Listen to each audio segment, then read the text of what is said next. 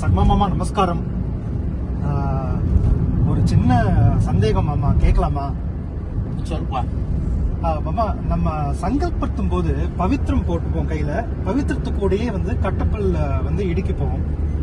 அது சங்கல்பம் முடிஞ்சதுக்கு அப்புறமா அந்த இடுக்கின்ற கட்டப்பல்ல எந்த பக்கம் போடணும் மாமா? வடக்கு பக்கம் போடணும்னு சில பேர் சொல்றா, சில பேர் தெற்கு பக்கம் போடணும்னு சொல்றா. ஆக்சுவலா சில இது தேவ காரியங்களுக்கு ஒரு திசையாகவும் பித்ரு காரியங்களுக்கு ஒரு திசையாகவும் போடணுங்கிற மாதிரி சொல்றா. கொஞ்சம் குழப்பமா இருக்கு. அதை நீங்க கிளாரிஃபை பண்ணாலும் ரொம்ப சந்தோஷமா இருக்கும் மாமா. இல்ல, சங்கல்பத்தும் பொழுது தர்பேஸ்வாசீனஹா அப்படின்னு தர்பத்தை நம்ம ஆசனமா போட்டுப்போம். அப்புறம் தர்பான் தாரியமானஹா அப்படின்னு சொல்லிட்டு பவித்திரத்தோட தர்பையை கையில் எடுக்கின்ற சங்கல்பம் பண்ணிப்போம். சங்கல்பம் முடிச்ச உடனே அந்த கையில எடுக்கின்ற தர்பையை எந்த திசையில போடணும் அப்படிங்கறத உங்கள்ட்ட சந்தேகம், ரைட்டா? ஆமா மாமா.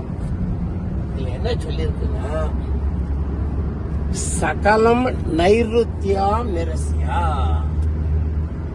எந்த காரியமாக இருந்தாலும் சங்கல்பம் எந்த விதமான சங்கல்பமாக இருந்தாலும் எதை உத்தேசித்து சங்கல்பம் பண்ணிட்டாலும் கையில இருக்கக்கூடிய தர்பையை போடக்கூடிய திசை தெற்கு பக்கமும் அல்ல வடக்கு பக்கமும் அல்ல. நைருத்தி நிருத்தி திசை, அதாவது தென்மேற்கு திசை. அப்படின்னா கிட்டத்தட்ட நம்ம பின்னாடி இதுதான் சொல்லிருக்கு. சகலம் நைருத்தியம் நிரஸ்யா. இது சங்கல்பத்துக்கு மாத்திரம் இல்ல, வேற எப்பாவது நம்ம தர்பத்து பவித்திரம் இருக்கு. கடைசியில பவித்திரத்தை விசர்ஜனம் பண்றோம். ஆச்சமனம் பண்ண கூட விசர்ஜனம் பண்ண கூட அந்த தர்பையை நிருத்தி மூலை நைருத்தி மூலையில போடுறதுதான், அதாவது தென்மேற்கு. இதுதான் இதுக்கு வாக்கியம். இதுதான் நம்ம பெரியவாளும் அனுஷ்டானத்துல கொண்டு வந்திருக்கா. இதுதான் சம்பிரதாயம் கூட.